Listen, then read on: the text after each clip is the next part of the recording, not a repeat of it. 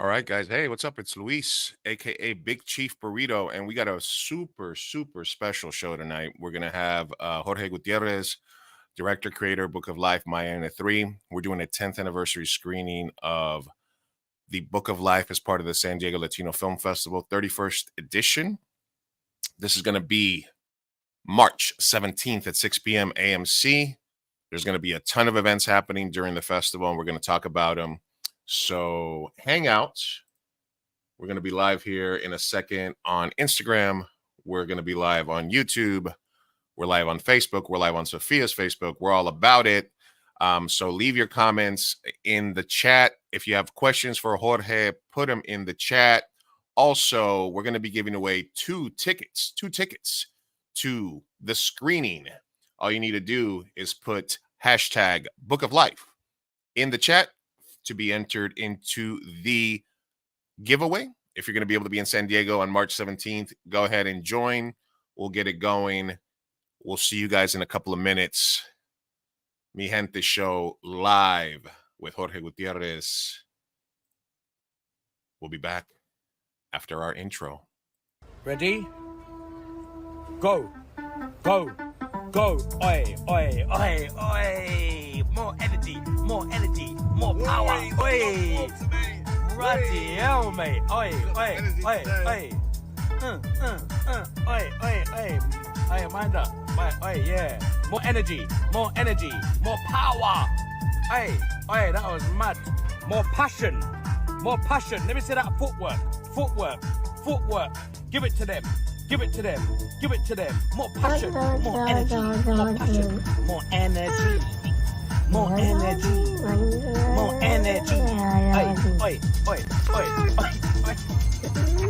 I don't know, whatever it is, it's not right on the teleprompter. I don't know what that is. I've never seen that. No, there is. We are going to do Sting, yeah. Okay, but Okay. yeah, I can't read it. There's no words on it. Okay. Ready? Sure. There's no words there. To play us out. What does that mean? To play us out. Sting is going to do, it's a video, Sting video. What is... For credits. I don't know what that means, to play us out. What does that mean? To end the show? Yeah. All right, go. In 5, 4, 3. That's tomorrow, and that is it. Okay. In 5, 4, 3. That's tomorrow, and that is it for us today. And we will leave you with a... I can't do it. Okay. We'll do it live. Okay. No. We'll do it live. Fuck it. Do it live. I'll write it, and we'll do it live. Right. Fucking thing sucks. In 5, 4, 3. That's tomorrow, and that is it for us today. I'm Bill O'Reilly. Thanks again for watching. We'll leave you with Sting and a cut off his new album. Take it away. So you're telling me there's a chance? Yeah! Do it! Just do it!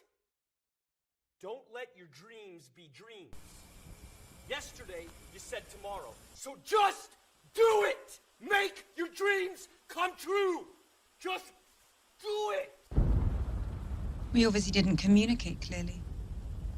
We're here to discuss your surrender, not mine. Tú eres tan romántico molestando con una vipa. Me preguntas si te quiero. Yo te digo que no estoy lista y no quiero comenzar. No hay nada que empezar. Yo te dejaré atrás. Mientras gano más y más. No estás en mi nivel y tú no eres obligación. No estás motivada y tú aburres mi corazón.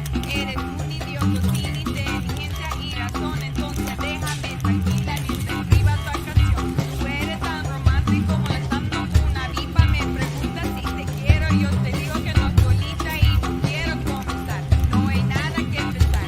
Yo te dejaré atrás. Mientras gano más y más. No estás en mi nivel y tú no eres obligación. No estás motivado. Corazón, eres un idiota sin inteligencia y razón. Entonces déjame tranquila mientras escriba tu canción. Estoy aquí a disfrutar. Estoy aquí pero quiero gozar.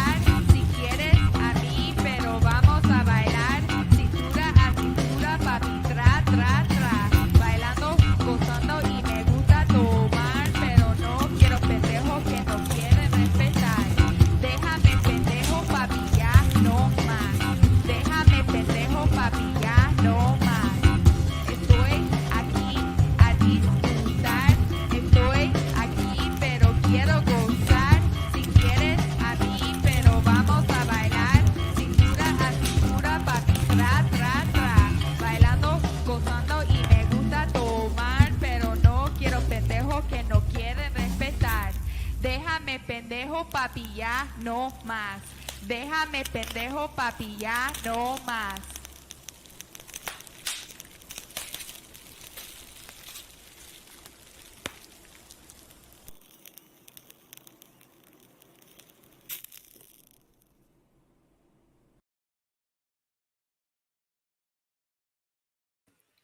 What is up, everybody? It is your boy Luis Martinez, aka Big Chief Burrito, live with you on a Tuesday. Yeah, we stuck to Tuesday.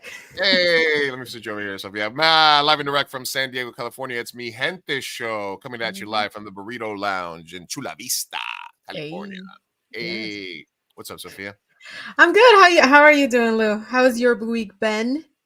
Good. It's getting to be festival season. Oh, we're so close. We're in March already. We're in March. It's happening. It's happening. It's happening. Are you excited? Nervous? Yeah, Overwhelmed? excited. Are you excited about today? Yeah, I'm stoked. I'm actually like pinching myself still. Yeah, I'm excited. Love it. I'm playing it cool though.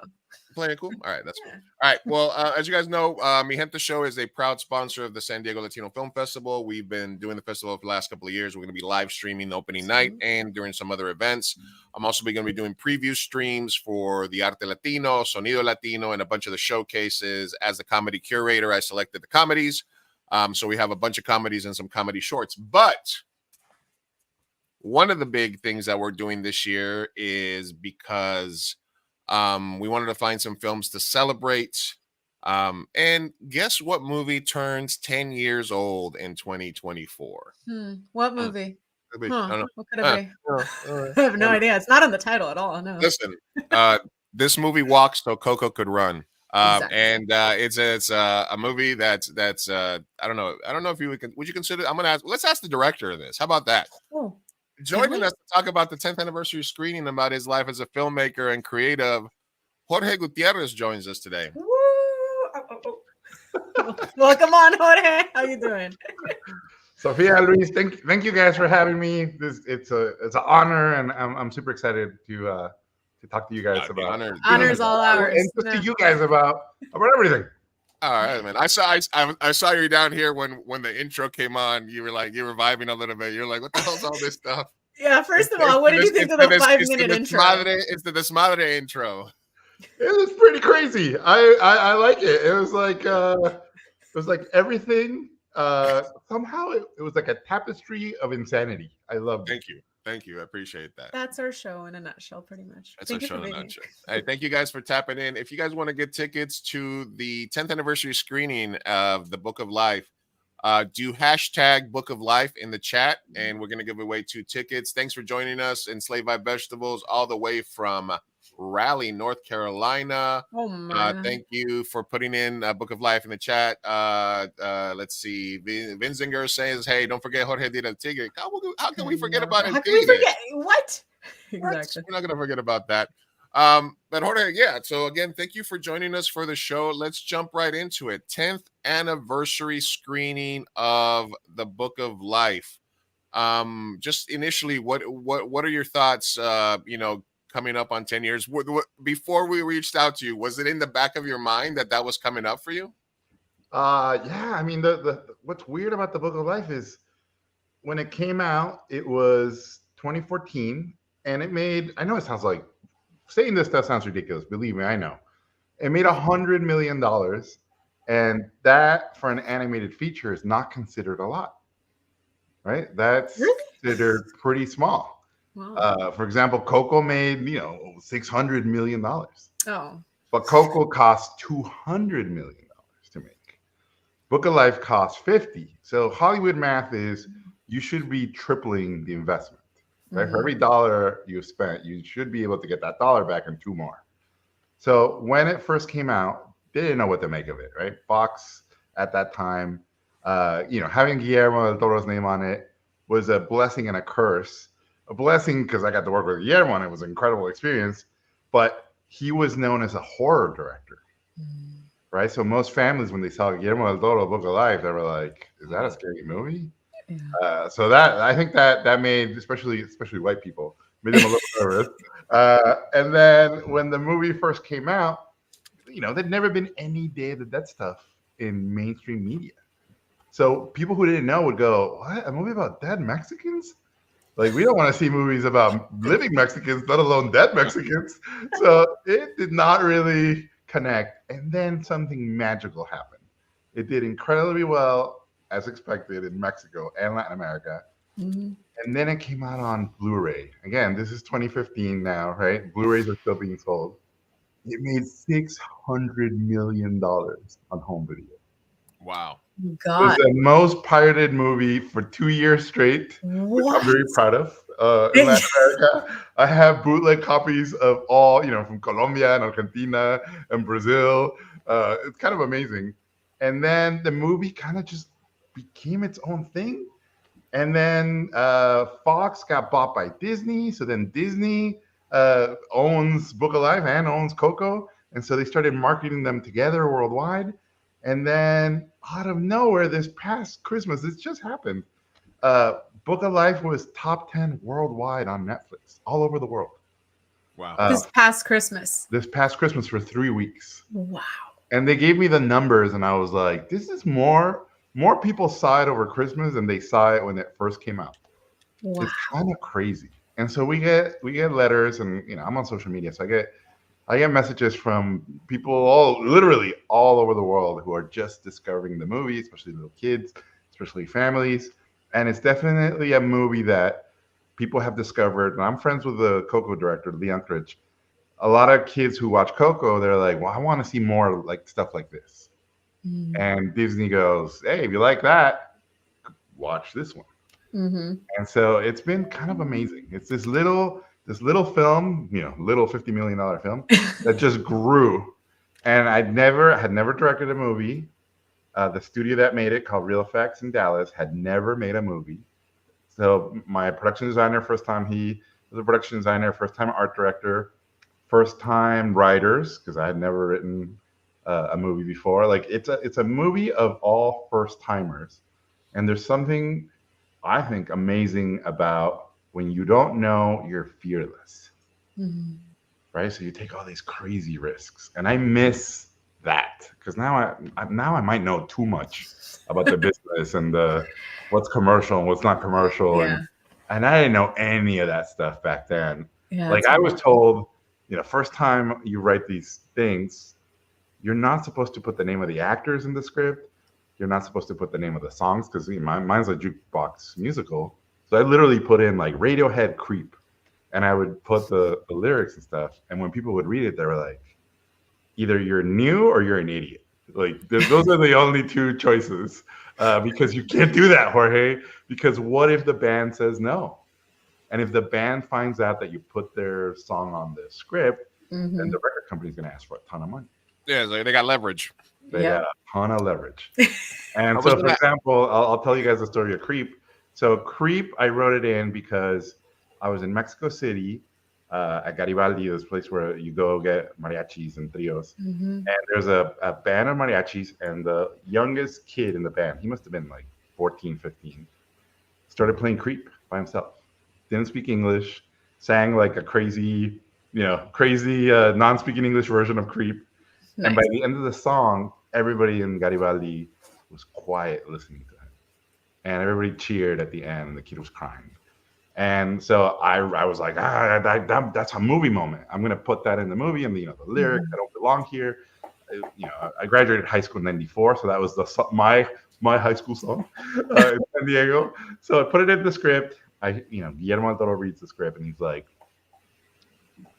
Radiohead will never give you that song. I couldn't get it. Other famous Mexican directors couldn't get it. No one can get that song. So I wrote Radiohead this crazy letter, and we did the storyboards for the moment. We hired a mariachi band to sing Creep, and we shot an iPhone video, which I wanted to put on the Blu-ray, but they wouldn't let me. And it's basically me saying, hey guys, I know you've rejected me for the song, but it's really important for the movie. I told them the story about Garibaldi, and I go, and I know this song now belongs to the world, and people are using it in their own ways, and that's what I want to do with the song, and it means so much to me.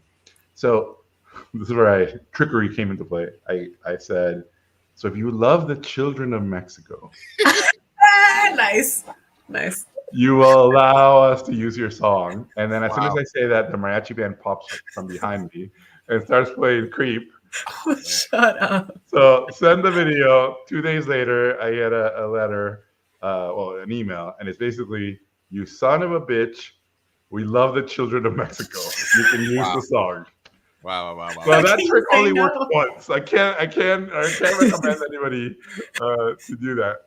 But yeah, that's I don't know how I went into that Radiohead tangent. No, I love it. This is a movie that changed my life. Literally changed my life. Changed everything. We look at our life and we go before Book of Life and after Book of Life. The movie happened. I went to, grew up in Mexico City. When I was 9 years old, moved to Tijuana because my dad thought Mexico City was too dangerous.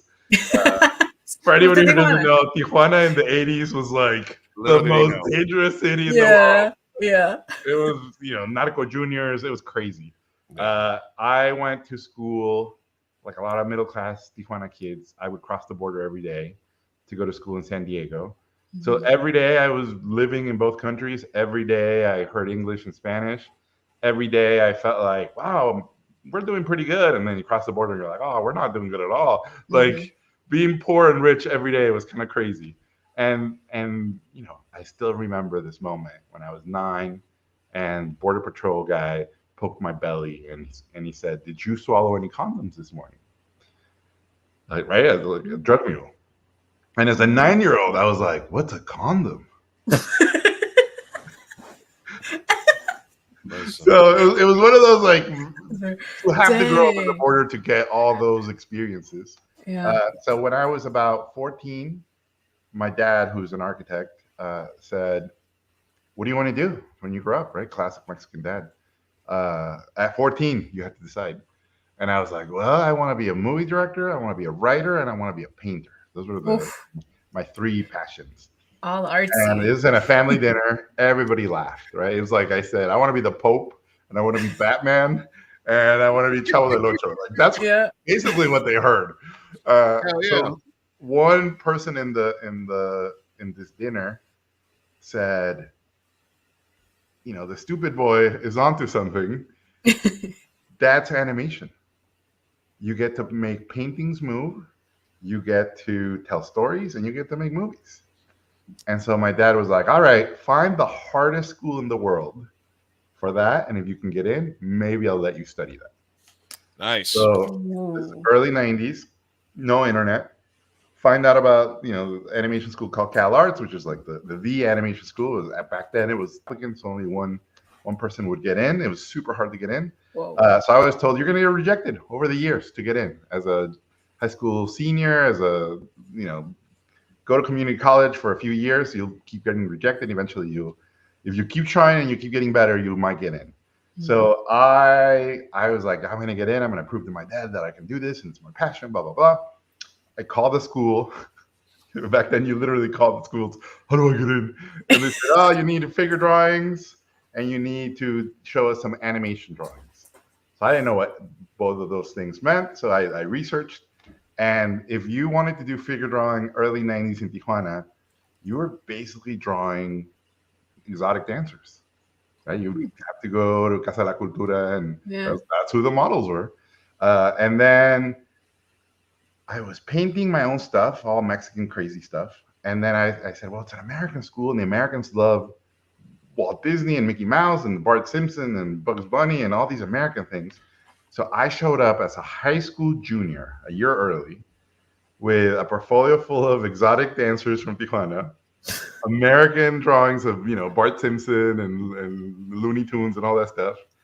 And then I had a portfolio of my paintings. And I wasn't naive enough to think I could make a living as a painter, but I wanted to show my paintings to the art schools just to get feedback, right? So I go and I show my portfolio to the animation school, which is super hard to get into. And the guy who was reviewing portfolios was this older guy from Hungarian Holocaust survivor, super European tough guy. And he looks at my few drawings of exotic dancers and he goes, ugh, what is wrong with these women? And I'm like, I draw from life. Terrible. And he puts them away, and then he looks. I can curse, right? Yeah. Go ahead. Okay, because this is the story has a lot of cursing. He looks at my drawings of Bugs Bunny, and he goes, "What is this shit?" Oh my God. And I'm like, "That's Bugs Bunny," and he goes, "No, not Bugs Bunny. Shit." And he goes drawing by drawing, and he's like, excrement. Like he ran out of words for poo. And by the end, he was like, why do you poo in my eyes with these drawings? So vivid. Yeah, I'm Wow. terrified. Dang, I'm man. 17 years old, and I'm like, well, I don't know. Stop goes, putting my dreams more. Yeah. And he goes, you are not, and the way he talked like Yoda, right? So he goes, you are not an artist.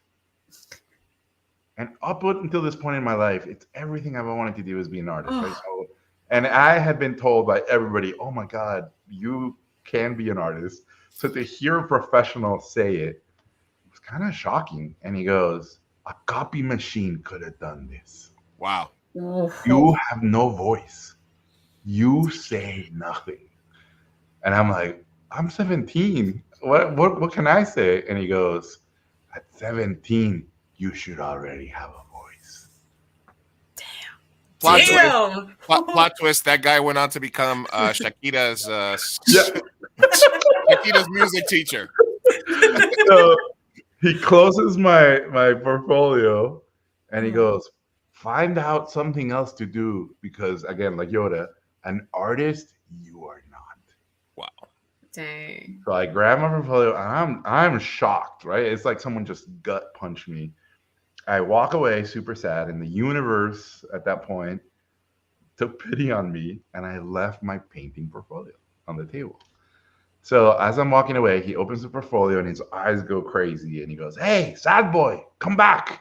So I'm like, "Come back," and he goes, "What the fuck is this?" And it's a painting of a lady holding like werewolf coyote children, and I go, "Oh, it's a painting about the border. This lady had an affair with a coyote, and it's about multinationalism in the border and how the coyotes are basically delivering border children to both sides." Like I basically tell him this crazy story, and he starts laughing and he goes, "I've never seen that." Next painting, and every painting I tell him the story. Oh, this is a wedding, and the mariachis are dead because they died on the way to the wedding, but they didn't want to let the wedding down, so the skeleton showed up and they're playing, and everybody's happy. It's like magic realism about Day of the Dead. And he's laughing at every painting. I had 10 paintings. And at the end, he goes, "Why did you do these?" And I was like, I don't know. And he goes, "That's the perfect answer. You are an artist." What? Why did you do that shitty stuff that you showed me earlier? And I was like, because, nowhere. Yeah, I was like, because I thought that's what you guys wanted to see. And he said, "No, we wanted to see this. Mm-hmm. This is who you are. This is your voice. Swear to me you will only do stuff like this, and I'll let you into the school." So I got in CalArts as a high school junior. So as you guys can imagine, I had a crazy summer. I got a DUI that summer. I almost died multiple times. I might have partied a little too much in Tijuana. DUI in TJ or in SD? The DUI I got in the US crossing the border. What? Lesson to kids: don't cross the border drunk. And tell the officer, "I got drunk over there and it's legal." And now I'm gonna drive over here. Yeah, technically I was 18 when I got drunk. So almost ruined my life. But then I met the love of my life, Sandra, who I'm still married with. I went to CalArts and I got in, and I was honestly probably the worst artist in my generation my first year. And it was one of those moments where I was like, I got to my dream place, and my dream place was a nightmare because I couldn't compete. Everybody was so good. It was like the best of the best of the best of everybody in the world. And there were kids there who had been trying for 4 or 5 years, right? There was like 23-year-olds. And to me, as a 18-year-old, they look like full-grown adults. Yeah. And so what I did, I'm autistic, and I didn't know I was autistic back then. But what I did was I literally studied my classmates, and I said, all right, I think I figured this out. What I learned was, especially at that school, artists are incredible, incredible bullshit artists about excuses. Right? They're like Michael Jordans of procrastination. Oh yeah. People come up with so many excuses. It's remarkable. I don't have the right paper. I don't have the right paints, the right software. I haven't seen blah blah blah movie or read blah blah blah script or read blah blah blah book to be inspired. I'm not inspired. Uh, Anything to not actually physically do the hard work. Yeah. Right? Everybody wants the glory. Nobody wants to do the actual hard, boring, super depressing work. So I said, that's it. That's how I'm going to compete. I didn't get to choose how much talent I was born with, but I sure as hell get to choose what I do with my time. So I'm going to outwork everybody, right? Immigrant mentality, Like a true Mexican. right? I'm going to outwork all of you. And Right. I was like, I'm going to cheat. This is how I'm going to cheat. I'm going to cheat by doing more work and not tell anybody. So if I get a character design assignment, I'm going to design 10 and then turn in the best one. And that's how I'm going to cheat. Hey, you have to write a scene. All right, I'll write 10 scenes. Because I read the Robert Rodriguez book, and he said, and I took it literal. Every film student has 10 shitty shorts inside of them. Oh, The yeah, sooner you get them out, all the gonna sooner you get to the good stuff, right? Rebel Without a Crew. Highly recommend that book to anybody. I got it within arm's reach. Yeah. So that's what I did. And I saw people in film school go, I'm going to make my masterpiece with my short. And then there's a cemetery somewhere with endless student films that were never finished because they were too ambitious. Right. So I said, all right, I'm going to do the opposite. I'm going to do super producible stuff. I'm going to take each one like they're little bricks, and I'm going to build a house of work. And on this one, I'm going to focus on writing. On this one, I'm going to focus on color. On this one, I'm going to focus on editing. On this one, I'm going to focus on the acting. And I'm just going to focus on one thing on each short.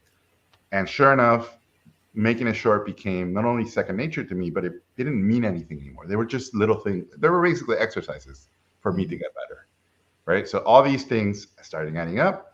My first year, you were supposed to do one short, and I ended up doing 4. And the school gave me full scholarship. So I ended up going for my BFA and my MFA. I did them both in 6 years. And I just outworked everybody. My girlfriend, Sandra, at the time, was going to Ibero studying graphic design. So I would drive to Tijuana every 2 weeks from LA and basically party 2 weeks condensed into 2 days. So the hangover drives on Sunday nights were eternal. Listening to Reggae Makosa and Laura Nacional. Oh my God, Reggae Makosa. Yes. Mandatory Marley. Yeah, right, Mandatory Marley. Oh no. Let me check in with everybody real quick. We're live with Jorge Gutierrez, director of the Book of Life. He's telling us a story about art school, growing up here in the border region. I do want to get caught up on a couple of comments here because everybody is joining us so far.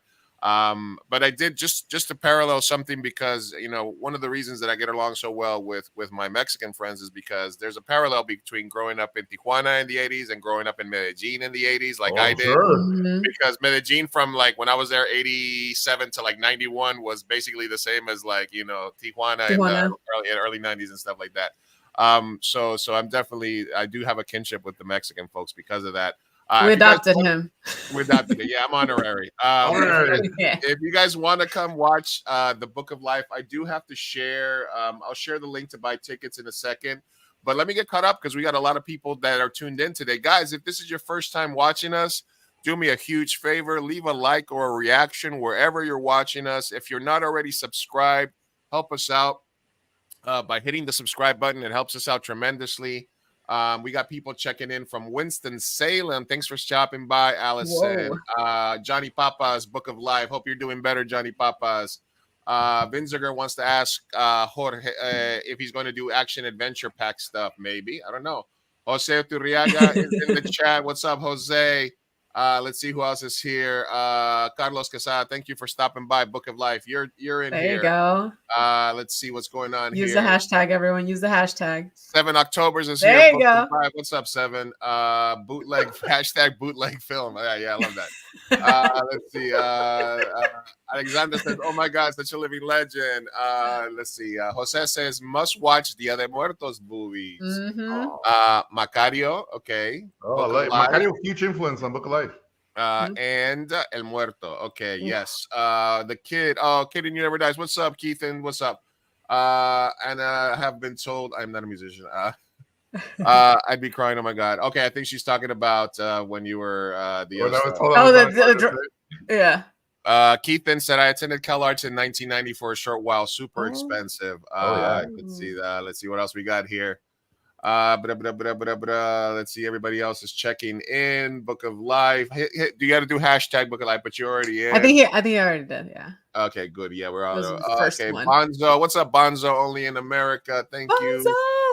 Alejandro, what's up? Hi, Jorge and mi gente. What's up, Alejandro? Good to see you again, brother. Allison says, hashtag Book of Life. All right. Okay. There we go. We're caught up. All right. I know, Sophia, you have some questions, but I want to knock out a couple for you, Jorge.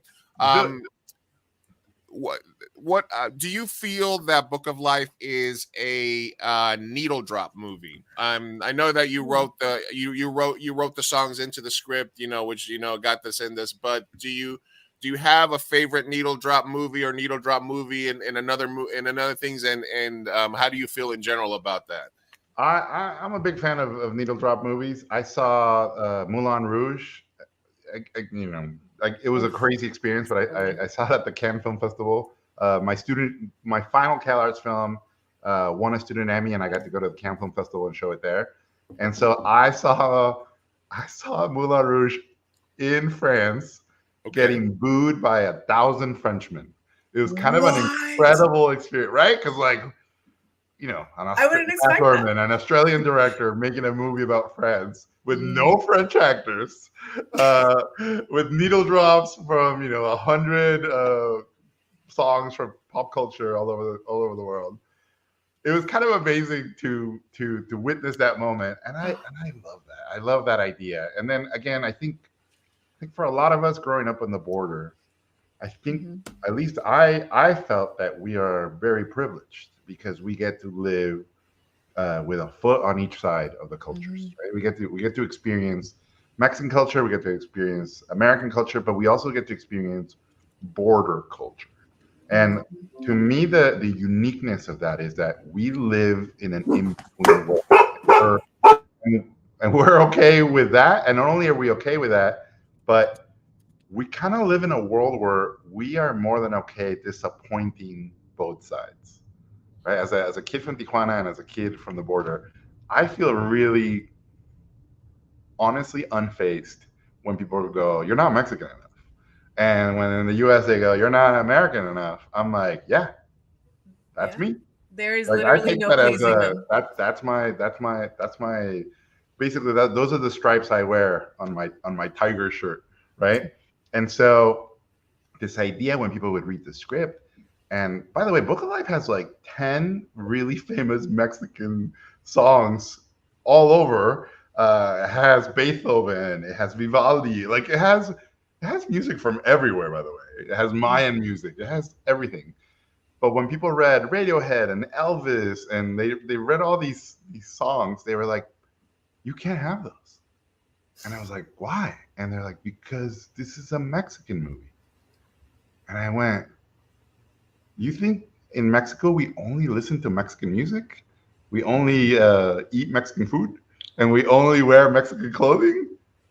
No, in Mexico we take stuff from everywhere. In fact, Mexico is a clash of cultures. Literally, when Spain conquered the ancient world, like we are the children of culture clash.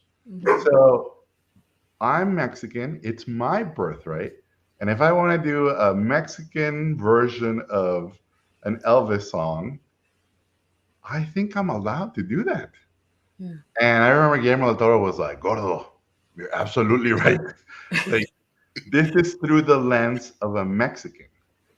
If I was making a movie about Chinese culture, if I was making a movie about Greek mythology, that is not my birthright. But as a Mexican, I get to tell my version of the culture, right? I'm of the belief that if you try to speak for the whole culture, you will be crushed. It's impossible. You cannot carry the whole culture on your back. And I think some people think they have to. You don't have to do that. What you have to do is you do your interpretation of the culture, right? So I always bring up enchiladas. Everybody's enchiladas, everybody's moms, grandmas, everybody's enchiladas are different. And they're all delicious. Why? Because they're all coming from a true history. So if you grow up in the culture and you do your version of the culture, it's true because it came from you. And the example I always give is, I'm a big art fan. So the muralists to me in Mexico, Rivera, Orozco, and Siqueiros, if you look at their murals, they all did their version and interpretation of the conquest, of the Mexican Revolution, of the independence, right? These big tentpole movie moments in Mexican history. And they're all correct because it's their takes on that idea, those events, and that cultural impactful moment. So when I look at the stuff I do, I go, El Tigre is my version of a Mexican superhero. Book of Life is my version of Day of the Dead. Maya and the Three is my version of Mesoamerica. I'm not a historian. I don't work for the government. I am doing fantasy homage versions of things I love. It's not a documentary. Yeah. Not a documentary. And if you try to please everybody, and every artist knows this, if you try to please everybody, you end up pleasing no one. Mm-hmm. So there's always going to be extremes, right? There's always going to be the haters on both ends of the spectrum. Again, because I grew up in the border, I'm fine. I'm fine with that. You're like, I'm already used to not pleasing either side. Yeah, and I like that. Yeah. Like, to me, it's a badge of honor. Yeah. Do you? I just wanted to quickly ask before we move on the topic. Do you identify with the term Chicano since we both grew up in the border, and I guess it's a very specific experience, and so I think that's where the identity came from. But what do you think? What do you feel when you hear the word? So I grew up. I'm originally from Mexico City. So in Mexico City, Chicano was a derogatory term. Oh. Right. It was like chicanada was basically something not well done. Yeah. And chicanery is basically considered not a good thing, right? True. So as soon as I moved to the border and I started going to school in San Isidro and in Chula Vista, all my best friends were Chicano. And it was interesting because first generation Chicanos, it was like a taboo to say Chicano. They were like, I'm Mexican American. And then second generation were like, no, I'm Chicano. Like there was even a divide in San Diego and in Chula Vista with that word. And I obviously I love the culture and I love the hybridity of the history of what that entails. But I felt like I can't say I'm Chicano because I wasn't born in the US. And so when I went to Cal Arts, there's Chicanos from literally all over the US. And for the first time, I met Chicanos from LA and from Chicago and from different parts of the US. And obviously, like, you don't say Chicano in Texas. Definitely don't say Chicano in Texas. And then LA Chicanos, at least the ones that I met, were very different from San Diego Chicanos. Oh, yeah. The anger was very different. I think the closer to Mexico you are, the more mellow you are. The further you get, the more angry you get about certain things. Completely agree. I went to college in Fullerton, and boy, are they angry. It was crazy. And then, again, I didn't know I was Mexican until I left Mexico. Right? At Cal Arts, the first time I started having contact with people from Colombia and Argentina and Uruguay and Peru and Chile and Costa Rica and Puerto Rico. All people, literally people who I was like, wow, we talk the same, but we couldn't be more different. Mm-hmm. Right? We have a lot in common, but we have a lot of differences. And that tapestry was a huge influence on me. Mm-hmm. Because if aliens take you, you don't say, I'm from Mexico. You say, I'm from Earth. Yeah.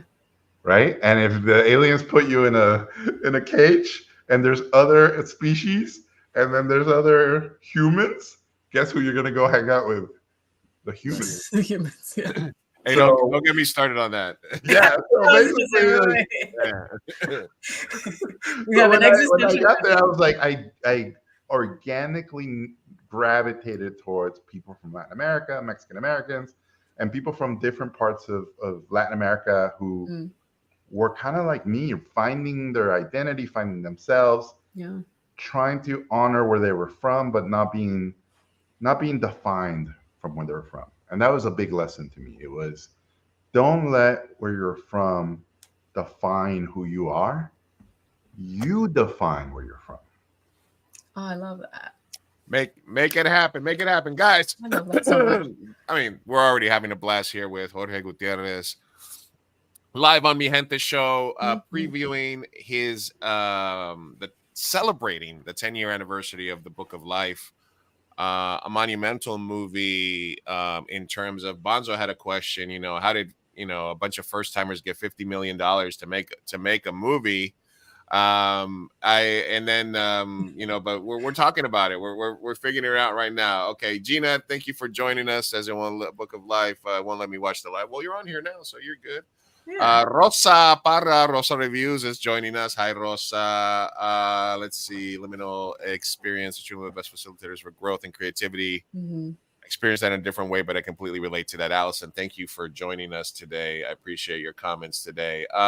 We have a question here from Keithan, but I want to share the link. If you guys want to come down to San Diego, March 17th, I'm putting it in the chat here. You can buy tickets to watch the Book of Life on its 10-year anniversary screening. It's gonna be amazing. It's going to be amazing. It's going to be March 17th for the San Diego Latino Film Festival, 6 p.m. We're going to do a Q&A with Jorge afterwards. If it's anything like this interview, it's going to be incredible. And as a proud sponsor and as somebody who, as a filmmaker, was first accepted by festivals, by the San Diego Latino Film Festivals, it's one of the most festivals that's most near and dear to my heart as a filmmaker. And there's a great, an incredible amount. There's a Cheech. Somebody had a question about Cheech. We have a Cheech tribute this year. We have movies from all over the world. You can check out. Oh, look at that. Mi Gente is a sponsor. Look at us there. We're tiny. Hell yeah. They're showing Born in East LA, right? Cheech is gonna be there. Movie. Yeah. And as a curator for the festival, if you go here to where you can see, and you go to, what do you get to that? To the H, Hay que Reírse, which is my my curated films. You can see all the movies that are part of my comedy showcase, including movies from Colombia, movies from Peru, Chile, from Argentina, from Latinos all over the world. I'm going to be doing some live streams leading up to the festival. We'll be watching some trailers. We're going to be streaming live opening night at the festival on March 14th. And our Q&A from Jorge will also be streamed live during the festival as well. So there'll be plenty of times. Fernanda's a great movie that's part of our showcase. There's a lot of cool stuff here. So yeah, absolutely. Come on down. The 31st edition of the San Diego Latino Film Festival. It's going to be incredible. It's going to be fun. My Little Robot Son is a comedy that's part of my festival. My quinceañera, look at that. The quinceañera. There's all kinds of cool stuff happening, man. Every year I say the same thing, but the thing that I love most about being a part of the festival and being associated with the festival is being able to see all the young filmmakers and all the talent that Latinos have all over the world making movies. Like I said, from Mexico to Medellin to Uruguay to Spain, and all the incredible stories. I focus on the comedies, obviously, because since the festival is so serious, it's a border festival. There's going to be movies about immigration.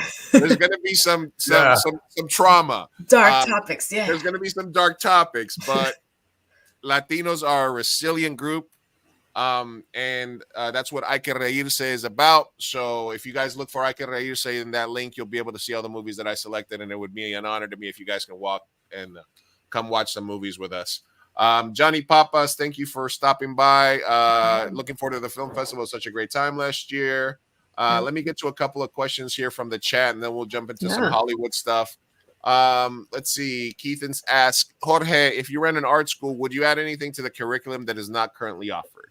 The big one in animation school, which I think is ridiculous, and I've told Cal Arts this, is there's no screenwriting class for animation. So you learn story, you learn storyboarding, you learn, you're told to read Robert McKee and all the traditional Hollywood, Save the Cat, all that stuff. And you're supposed to know that inside out. But then we never write scripts.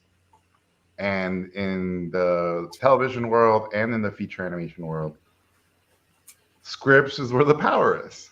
And so none of us in animation got into it to write, right? We all got into it to draw. Yeah. So trying to force yourself to learn to write and become a screenwriter is just like drawing. You just have to do a ton of it.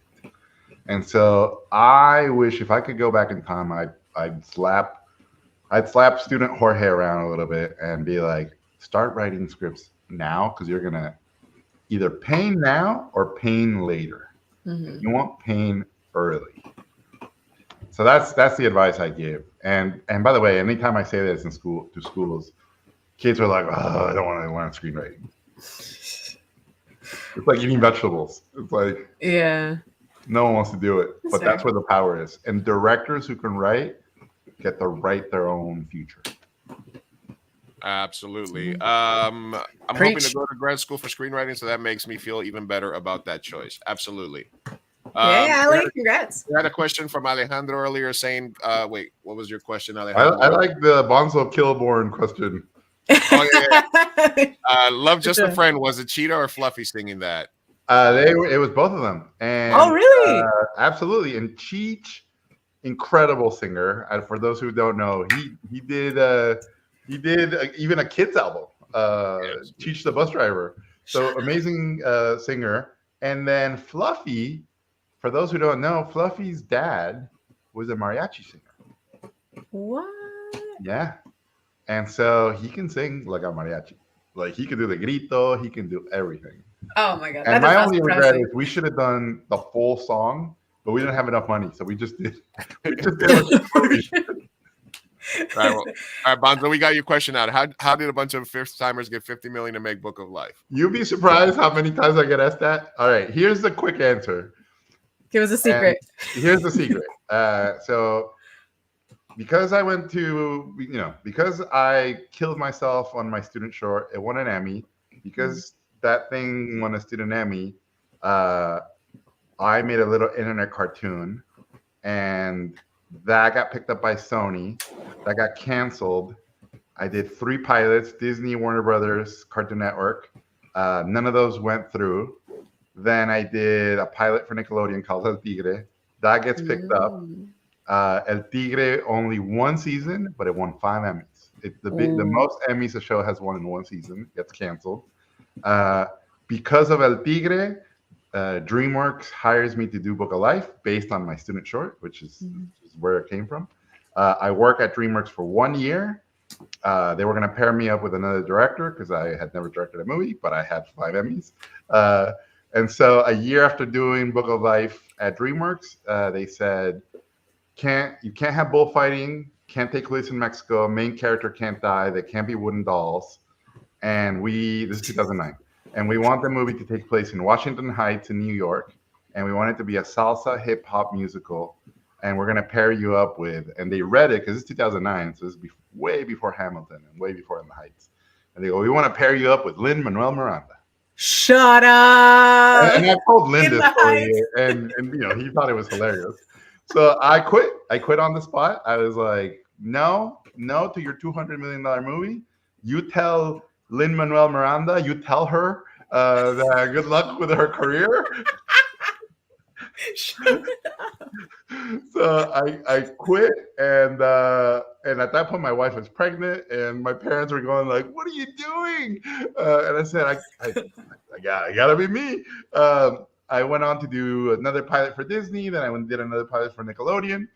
I was working at Warner Brothers doing shorts for a TV show called Mad. It was like parodies. out of nowhere, this little studio in Texas called Real Effects, who'd never done a movie, goes, "Hey, we heard you quit at DreamWorks. We don't have $200 million to make a movie. We have $25 million to make a movie. If you move to Texas and you write the script here and you design the movie here and you get us a giant producer to help produce the movie and find another $25 million, we think we can make the movie for 50." So I took a leap of faith, right? Sandra and I talked about it and we agreed, if I don't take this risk, I'm going to live with regret my whole life. And the last thing I want to do is live with any regrets. And as you guys know, sacrifice is the key to success. And I was like, well, I left Mexico to make movies in Hollywood and now have to leave Hollywood to make a movie about Mexico. So have never been to Texas. We moved to Dallas, rough. And we worked on it for a year. And we made a list of the top 3 producers that I wanted to work with. Obviously, Guillermo del Toro was number 1. Robert Rodriguez was number 2. Don't tell Robert. And number 3, I think I put Almodovar because yes, Almodovar had produced Devil's Backbone for Guillermo. So I was like, I'll get the guy who produced Guillermo. So, and I'm a big Almodovar fan. So a year, write the script, all this stuff. Eventually, getting to Guillermo was really hard. He turned me down, like, after saying he would agree to hear me pitch, he turned me down 15 times. Finally, I get to pitch him the movie, disastrous, famous pitch. And at the end, he said, ever since he met me, he calls me Gordo. And he's like, Gordo, I have 2 daughters. I would watch your cartoon on Saturday mornings with them. I know how much you love the culture. I know how much you love what you do. And of course, I'm going to produce your movie. So with Guillermo as a producer, obviously that changed everything. Yeah. And what was shocking was having him as a producer didn't guarantee the movie getting made. They still slammed doors on our faces. We pitched it everywhere. Wow. And Fox was the studio who said, we want to do Shape of Water.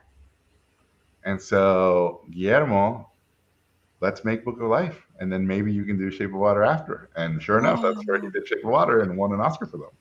So there's a whole, the way Hollywood works, it's always, there's a million things happening. Guillermo was doing Pacific Rim at the time. He had just come back from New Zealand from leaving the Hobbit. So it was a crazy experience. And as hard as I had worked up until that point in my life, I thought I was the hardest working Mexican ever, right? I was like, I only sleep 4 hours. I work hard. I met Guillermo, and it was like I was a fake. I was a faker compared to Guillermo. Wow. Guillermo was like, "Oh, you sleep 4 hours? Oh, that must be nice to be that lazy." Like, crazy how much that guy worked. Listen, so that changed my career and changed my life and changed everything. But when people ask me, how'd you get $50 million? That's how we got $50 million. Oh my God. It took 15 years. Listen, if Guillermo del Toro ever called me Gordo, I think I would faint, So. Hashtag life goal. Like an honor, yes. Fuck, that's it. That's insane. You just have to animate a short, you just have to animate a show and get 5 Emmys. You're fine. You could, Emmys. You need to get rejected 15 times. Get talented.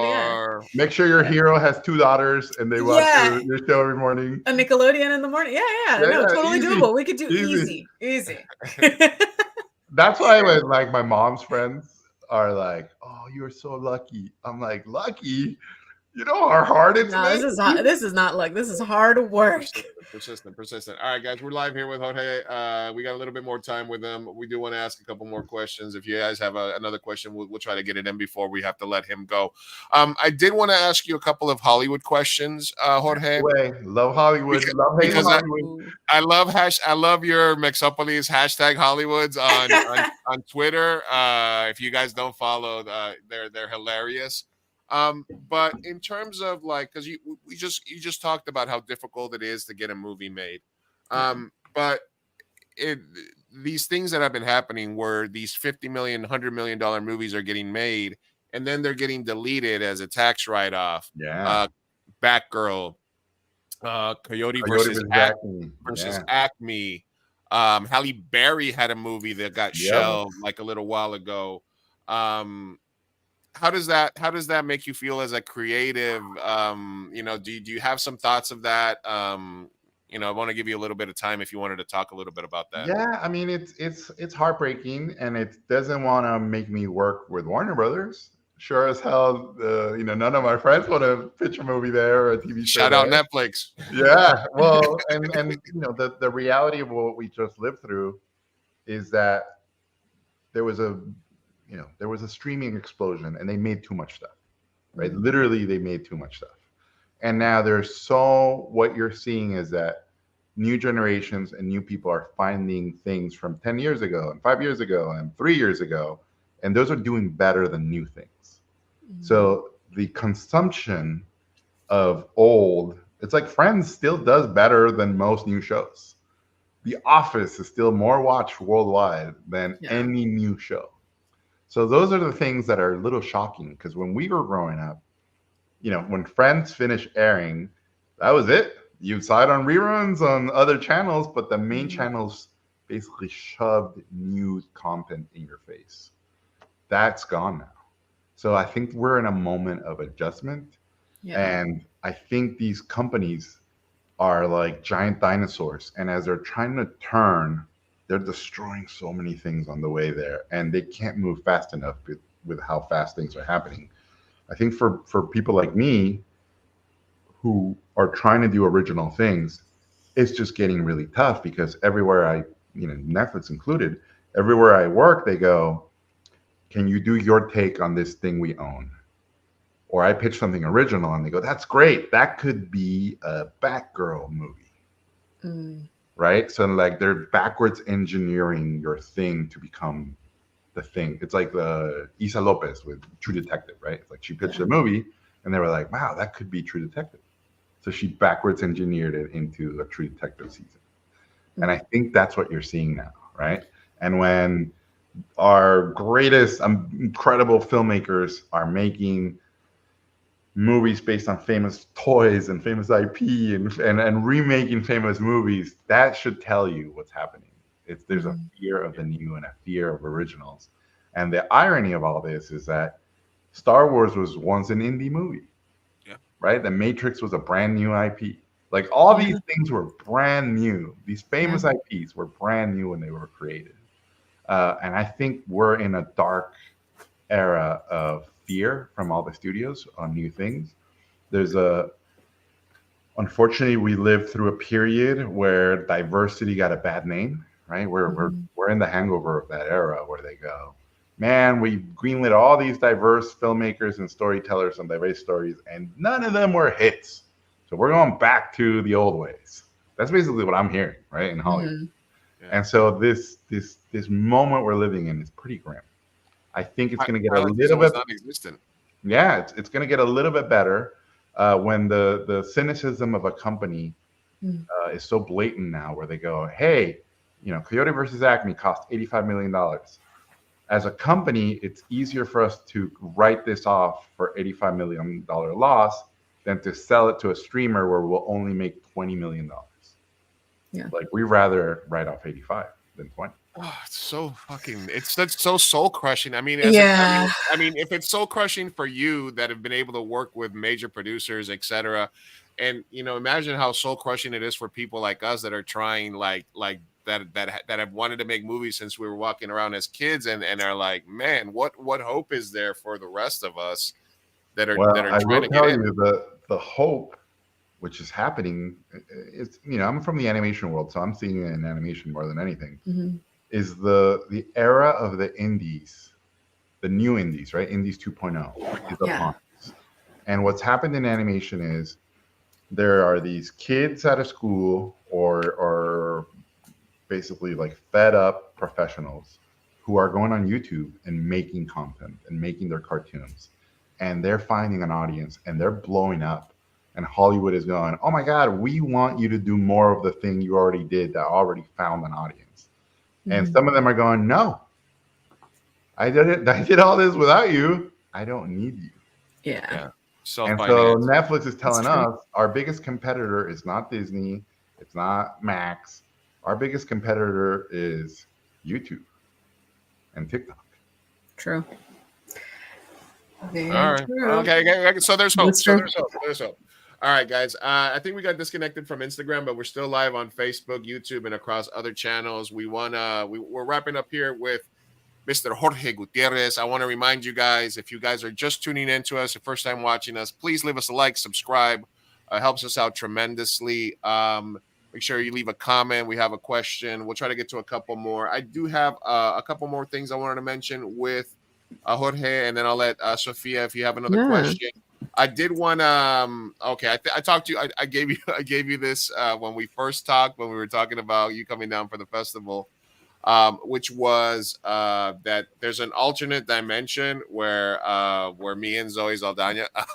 Oh my God. Síguele. Remember, well, because she actually graduated from my same high school. I was a year ahead of her. I think she graduated like 97. I graduated 96. And then when I was 94. Oh yeah, so I'm just a couple of years behind you. I mean, but Brown don't frown. That's why I still look youthful, like we're 27. But I was the lead of my high school play, like my junior and senior year. I was an actor. I was in a newspaper, and it baffles my mind that I didn't recognize her from that she was in that school at the same time. I don't know if she was there the whole time, and I think you told me that she was like more of a dancer than an actor at that time, so that might have been why I never knew her. But you missed your shot, Lou. You missed your shot. There's an alternate universe where I could have shot my shot with Zoe. And she's like in like 7 of the top 10 grossing movies of all time. And, so you know what I mean. Next time you're in a recording session with her, you can drop my name and say what's up, man. You'll be like, who?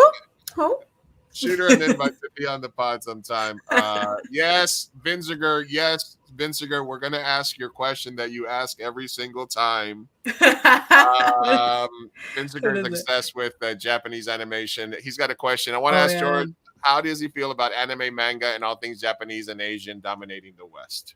Well, if I can show you guys, like, I'm a huge anime fan, so I have a ton of anime stuff, and I'm of the belief that we're living in an era where the way Japanese animation works is a model and a system that is tough, very tough to compete with, and I'm very conflicted by it because here's what happens. So an author in Japan will do a manga, right?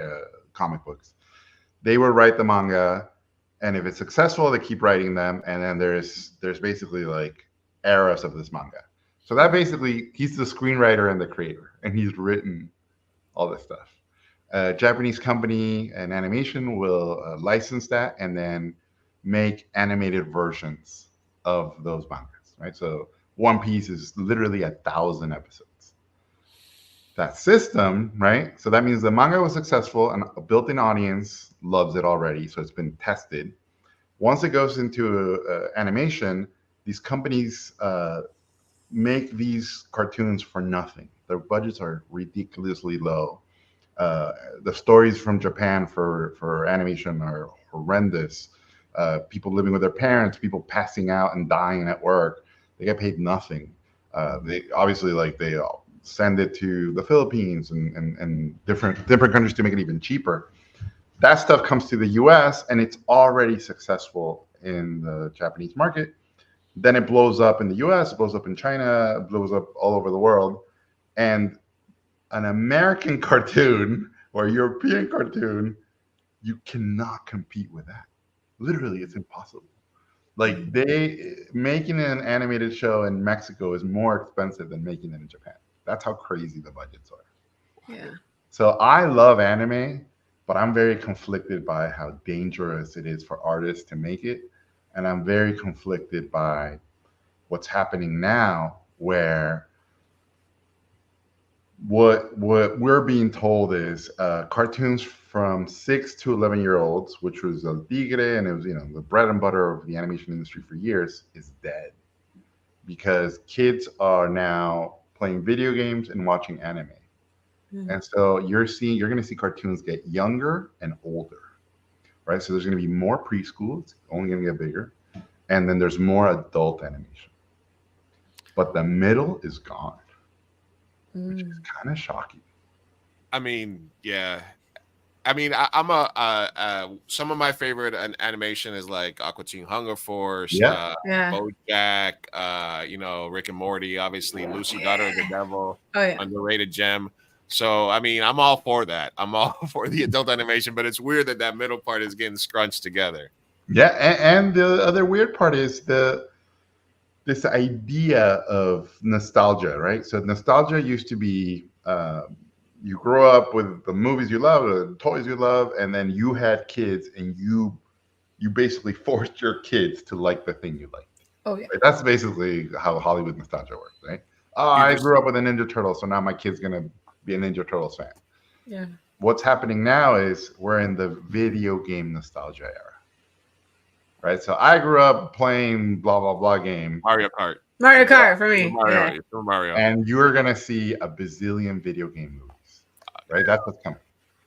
And what's unique and weird is we went from the comic book era, right? I grew up reading these comics, and now I'm gonna have my kids. Mattel now. Yeah, and now we're in the product nostalgia era. Mm-hmm. And now you're seeing movies about the guy who invented the Air Jordans and the guy who invented Facebook. Like, we're living in an era of product movies. That's so true. But I'm so conflicted on it. Right? Like the it's hard. Cheetos movie. Like, literally, that's Flamin' Hot was great. Yeah. It's hard. And that's the era we're in. And the era of, they're going to redo anything you love, they're going to redo it. And they're going to do a new take on it. And so as a filmmaker, like you guys, if someone went, hey, Dune, you like that? Did you like that book? Did you like that movie? Mm-hmm. You wanna make Dune? We'd love to see your version of it. As a filmmaker, how do you say no to that? Yeah. Right? Especially if it's easier to get greenlit, right? Yeah. Right. So then you're like, all right, I'll put my original stuff on the side. Maybe you'll let me make that later. Yeah. Maybe, yeah. It used to be one for them, one for me, right? That's basically the Christopher Nolan thing, right? Mm-hmm. I'll give you Batman, but you let me do something original. Then I'll give you Batman 2, and then something original. Mm-hmm. So that was the old system, right? One for them, one for you. One for them, one for you. Now it's all for them. So it's a different era. Yeah. All right, guys, we're wrapping up here with Jorge Gutierrez, 10-year anniversary of the Book of Life, happening March 17th. Live Q&A with Mi Gente show after the screening. He's going to be down here the whole day, hanging with us. He's going to sign posters for the kids. Let's get Mello on here real quick. Hey, Mello, how you doing? Welcome, Mello. Hello. Mello is going to be hosting there's an art event for kids where it's art inspired by Jorge's work. So we're awesome. And then Andy here is going to be joining us. He's part of the Arte Latino. We're going to be showing Jorge around the murals, talking to some muralists here at Chicano Park. We're going to be eating some local cuisine. It's going to be a whole Jorge day. I wanted to pop you guys back on real quick before we say goodbye to Jorge. I do want to give you guys one last chance because I want to do this drawing before we let Jorge go. So if you guys are going to be in San Diego, please hit hashtag Book of Life, and I'm going to draw right now to give away two tickets to the screening. Sophia, did you have another question for Jorge before we leave? I'm going to give people a little bit of time because we got to let Jorge go in a minute. Jorge, did you have another question? I mean, I did, but it's okay. So it has to do because I heard you say emotion is the best effect in animation, and you don't need software. And you don't need software. You need humanity, and that really spoke to me because when we were talking about kind of like the film industry earlier, what are your thoughts? That being said, on AI and how that could affect the future of filmmaking, acting, and also animation as a whole.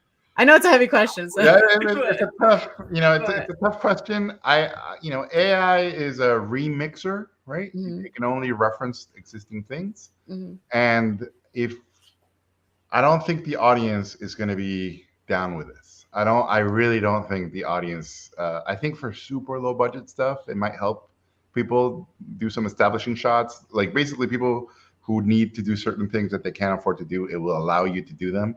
I don't see the big studios. I don't see Storyboarding. indies changing that much stuff. For acting, I do think it will affect crowd shots and it will affect some yeah. potentially ADR, right? If because it's happening already where they can't get an actor to do the re-record a line for a trailer and they're using AI, and SAG is basically going, as long as the actor agrees to it and you pay them, you can use AI, Yeah.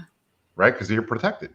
Yeah. So just like when digital, digital instrumentation happened in music, and in the beginning, people freaked out and they were like, "We will never need to play the guitar, and we will never need to play a trumpet, and live performing will disappear." That did not happen, right? That happened. When photography started, they were like, "That's the end of painting. No need to paint ever again." That did not happen. So I think AI, honestly, I believe it's a tool that we're all going to eventually be using, and is going to help us, but it's not going to completely change the way the world some people are believing. I just don't see it. What we do is so iterative, and there's so many notes, and there's so many people changing things. I honestly don't think AI can do that. Maybe in 20 years, they'll, when the robots are taking over and we work for them, I will look back at this conversation and go, "Man, I was so naive." But I just don't see it happening. I'm very lucky and I'm very privileged, and I've gone to all the big studios around Hollywood, and AI is being used for, fixing things in post and helping with crowd shots and adding simulations of stand, like all the things that we used to do before, but better. So I think it's just another tool. It's like another, when you pitched a movie before, they would go, "Give us a mood board." So you go online and you find images that represented what you wanted to make, and you grab clips from movies, and you went, "This is what the movie's going to be like." Now with AI, you go into prompts and you go, I don't know, robot Mexican wrestler, Salma Hayek like as a lizard, and you put them together and you go, Wait a "Here's minute, the are you looking idea at my what the Google search? movie's gonna be like." But if the movie gets greenlit, you start over. You can't use any of that AI stuff because it's not copyrighted. So it's just another tool. I for one, welcome our new alien and robot overlords. So. And Lizard Salma Hayek coming. Lizard Salma. Salma Hayek. I'm sorry. Were you looking at my Google search? What's going on? All right, Jorge. Like I said, we're gonna let you go here. I did want to ask you, as I asked before, if you could do a quick promo for the show for us. I'll put you up on the screen real quick, and if you could just say, "Hey, you're watching or listening to Mi Gente show," and anything else you want to add, we would appreciate it. Okay, is that cool with you, man? Hell yeah, let's do it. All right, let's get you out. All right, anytime you're ready. Hello, I'm Jorge Gutierrez, director of the Book of Life, and I'm so happy to be with Mi Gente with Luis and Sofia. You should totally watch this, and you will become a better human being. Yeah! All right, you heard it here first. Thank you, Jorge. All right, we're gonna give away these 2 tickets right now. All right, we're gonna hit the button here. All right, we're drawing. This kid is gonna win 2 tickets to watch the movie, and it's gonna be JBS.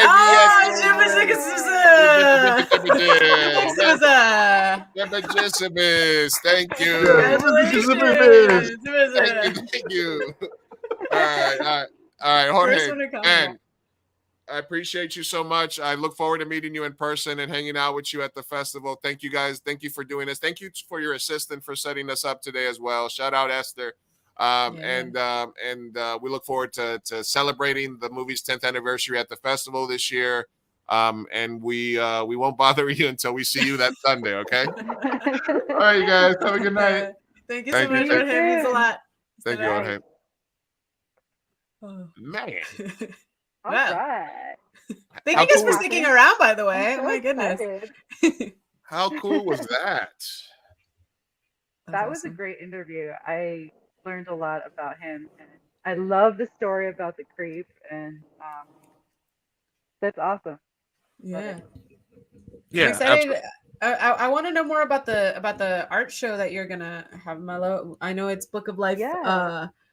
at the center of it. Inspired. So yeah, inspired. Can you Yeah. tell us a little So more it's about a it? youth art show. We'll have it here at the Hub space. And so we will have a few pieces up, but we want to include every youth guest that comes through the door. So we'll have like a little setup with paper and like crayons or something, and you know, create some art inspired by Jorge's films and his own art as well. And primarily the Book of Life, of course, because that's what we're Celebrating. gonna celebrating exactly. And yeah, so as soon as they're done, we could just add it to the exhibition. So it'll be like an ongoing youth art show. So that Sunday we'll have an art reception, and from about 4 to 5:30 we'll have Jorge here, um, you know, a meet and greet and signing posters and things like that. Um, yeah, it's gonna be really fun that day I'm excited. I'm excited. too. And Andy, what are your? I know we talked a little bit before the stream about what's going to happen, but what are your plans for that Sunday morning with us? You're muted, Andy. Can't hear you. It's. Uh, I think try it he again. just lost sound because he. Yeah. Is you all right? No. No, yeah, can't hear you. You can Sorry. read lips. Just talk like this. Easy. He said, "Ah, get me out of here." He so. Oh man. He said, "Help me, please." All right. Well, I do kind of We have an were idea. going to Barrio Dog Yeah, or right. tacos. But Oh, And wait, the what? hey, Chicano it's a Park family mural. day. If Jorge only knew that Luis makes people cry. Makes people cry. I purposely did not do a bracket bit with Jorge. Good. Yeah, I should have. I should have done a no. bracket bit with We Jorge. would have. He would have never shown on Sunday if had He you would done have a never shown bracket that. bit. We haven't done a bracket bit in a No. while. We I'll do it. haven't. We should Yeah, do no. one like, just for you and for me. Just Maybe on we should do a painful bracket bit with topics him for us. live when we do the live Q&A afterwards with him. But yeah, so Arte Latino, lots of stuff happening during the festival. I'm sure Yeah. that we'll try to do a more formal segment with you guys leading up to the festival as well. I'm glad you guys stuck around to talk to Andy before the stream and to hang out with us afterwards. So yeah, awesome. It's gonna be a fun night. It's gonna be a fun event. Yeah. Looking forward to the festival. I'm So excited. Sunday, March 17th is Sunday, March our 17th. family day here. And where So we'll did also have you said at the it's hub? right- the hub space. Yeah, it's the old Ruby's Diner building. It's right across the way from the AMC Theater at Mission Valley Mall. So yeah, that 17th is going to be our family day, and we have children's author Sara Mercado Cassidy, and she's gonna bring her book Lele Viene de Amealco. Ooh, I haven't heard of that one, but I'm really excited because we're gonna be able to meet her. Maybe she'll have like read the story, or I don't know the exact details, but I'm really excited to meet her. And so then after that, at 4 to about 5:30, we'll have Jorge do the meet and greet and the artist reception. It's exciting. That sounds Alrighty, and cool. that's at Mission Valley Mall, everybody. That sounds awesome. All right. So, and then I just wanted to bring this up real quick because we also have some featured artists that are going to be there. Barbara Yes. Gonzalez, who you can find tattooing at Talent. SoCal Tattoo Main Street, doing incredible work. Mm-hmm. We have Manny Lopez, photographer. Esme, who I think is in the chat tonight. Thank you. That Bad Bunny Yeah, painting did so good last year. Oh my god. Oh yeah. Mike, all right, Nice, where you get Josefina Arevalo, also an artist. Aren Kairon Murillo, All right. Murdo Art. I know this guy, Jorge Pina. All right, so we got a bunch of stuff happening during the festival, art-wise. Lot. Yes. And then here at the hub, we have art installations going up as well. And we have 4 off-site galleries in collaboration with the festival as well.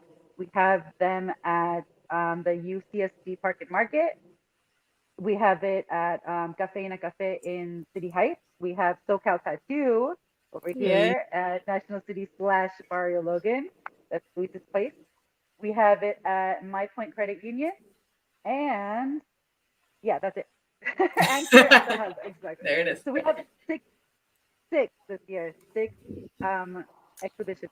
So all right. Well, the only way to top the 30th anniversary is to go big or go home. So exactly, that is totally All the right. motto. No, that's right. All right, cool. So I'm glad you guys got a chance to hang out. Bad Bunny baby. I'm super excited to see you guys go. Yes. Hey, Alex.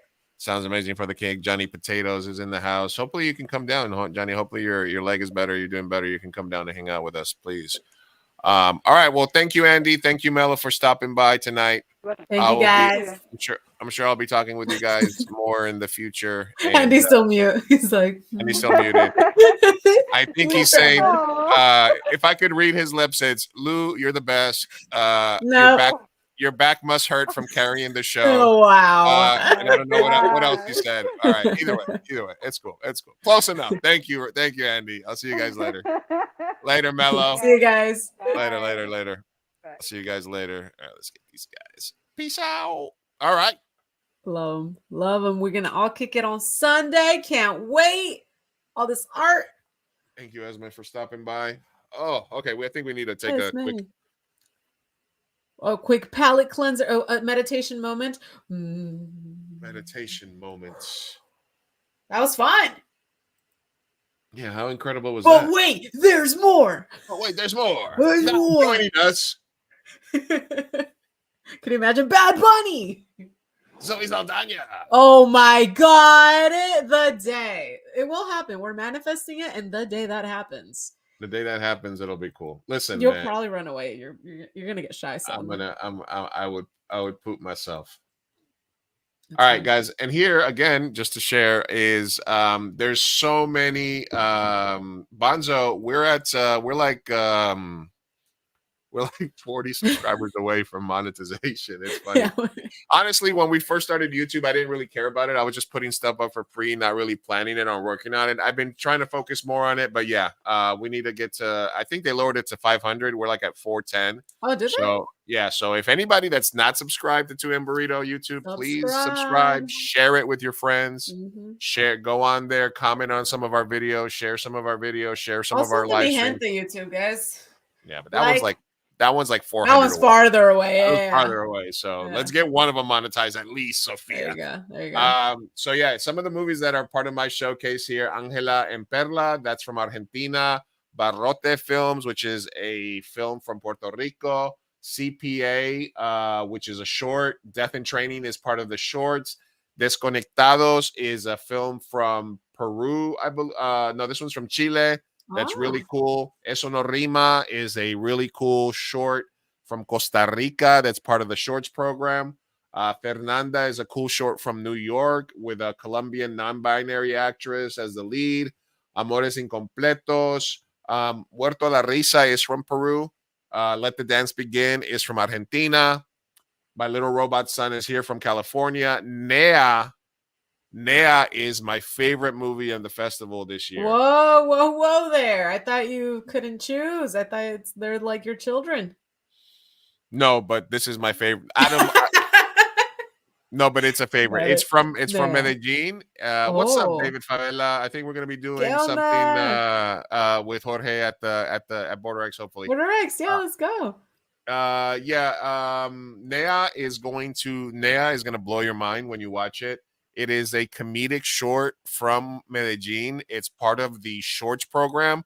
The shorts program plays on opening night, March 14th. We're going to be at the festival live. It's opening night at 8:30. And it's about 8 or 9 comedies that are all amazing. My comedy showcase sells out every year. This year, there's 2 screenings for it. So you can watch it on opening night, March 14th, or you can watch it on Saturday, the 23rd at 2:30 in the afternoon. So if you're coming for Sabor Latino, which is that Saturday, Yes. Saturday the 23rd, you can come, get some food, get some tequila, and then watch some comedies with me at 2:30. Or if you want to just do opening night and then go to the party afterwards, you can come watch the comedies at 8:30 on the 14th. And then on the 17th, that's the first Sunday of the festival. That's going to be Family Day. That's when Jorge is going to be there.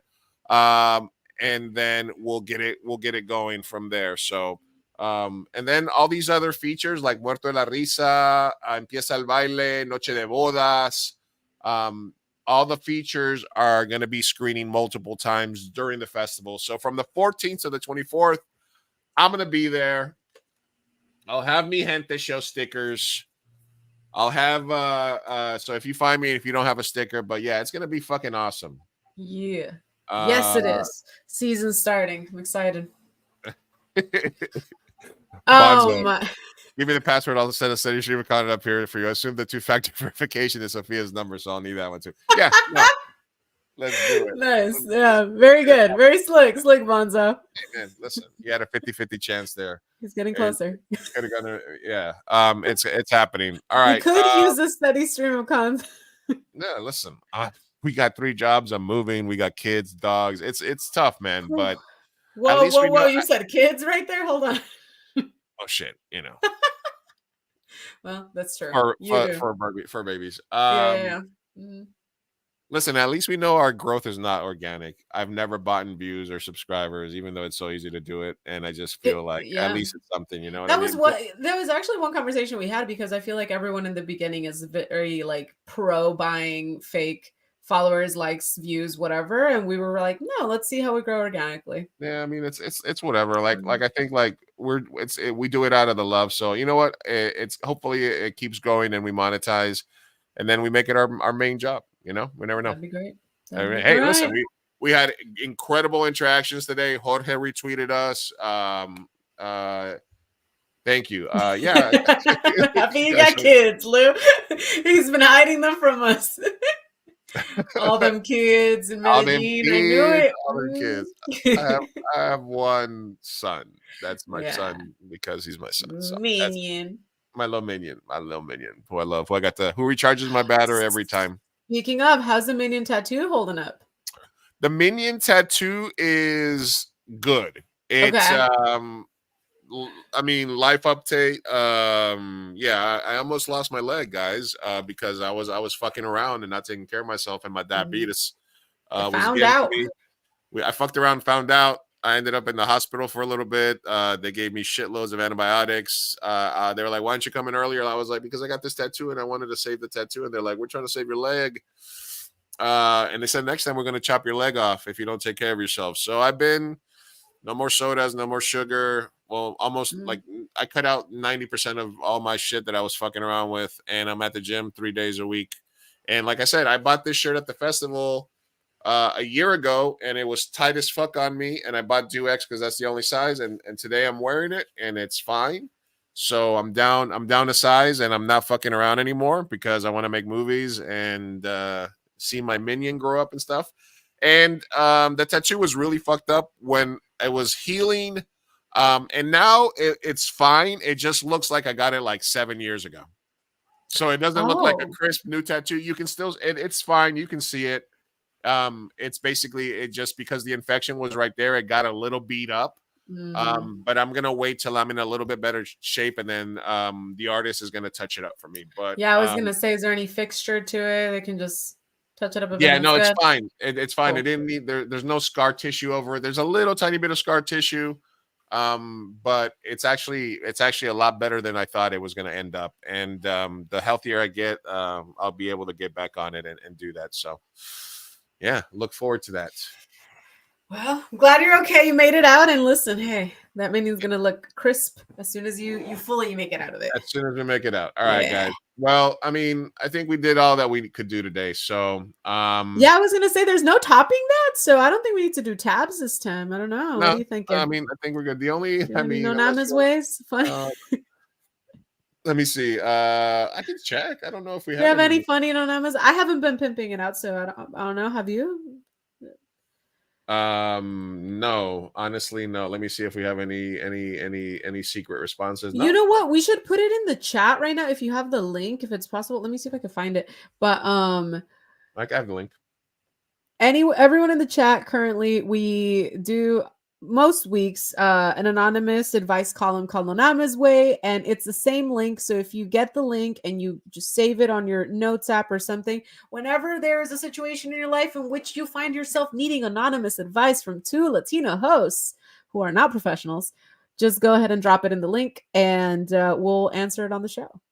Yeah, or if you find some interesting, like if you find an interesting "Am I the asshole?" or advice column. My friend is going through something. Just it's the same link always. Everyone, please submit. It's on our Instagram, Twitter, everywhere. Absolutely. So, All right. Well, thank you guys for tuning in today. Thank you for all the new chat interaction. Thank you for everybody that tuned in. Thank you for all the old school heads that came in. I mean, we had Bonzo, we had Esme, we had Favela, we had Papa.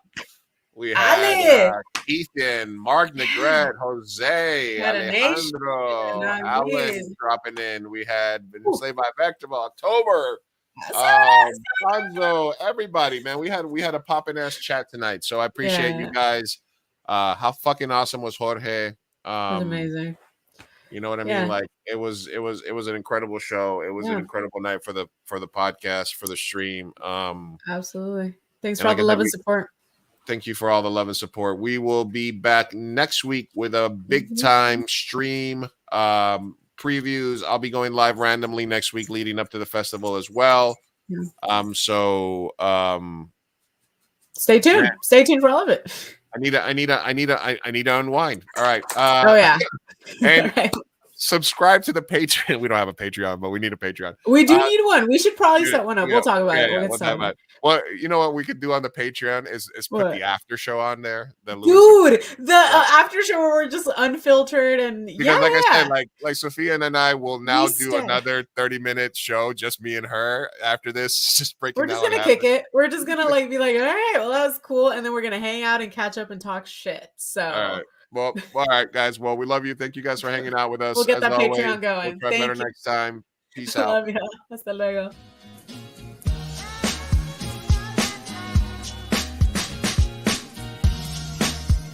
Vamos, papá, hay que irnos. Me estoy aguantando desde que pusieron el domo. Puedes esperar. Muchas personas trabajaron en esta película y solo quieren que te aprendas sus nombres de memoria. Y yo quiero asegurarme de que ningún animal resultó lesionado durante la filmación de esta película. ¡Listo! ¡Uy, palomitas en el suelo! Espera, parece que Maggie tiene algo que decir. Es su primera palabra.